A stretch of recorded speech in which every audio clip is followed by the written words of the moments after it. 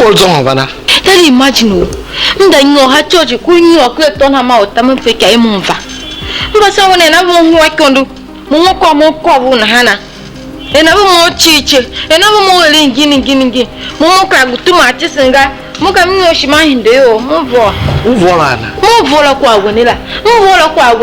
Ka wele ngini ya li gele mo waliga. Abenga kigun. Mo ngini uwo ngin gba shagun.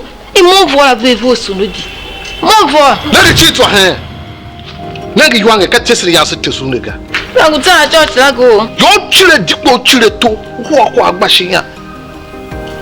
Hinguru hiwa huwa ka ko ko ana na nenge. Na kwa we kono tetany. Na hide yem ha church. Daddy mu ta church go. Mbuzanga. Na hide yem ha church. Ka mu ta church laga. Mu vo. Le alo ha ka mu maru yaga. De yem ha church. Daddy mbuzanga omye ha kam yem mda ya ku yo mbuzanga church. E you want to make hide yem ha church. Mbuzanga church.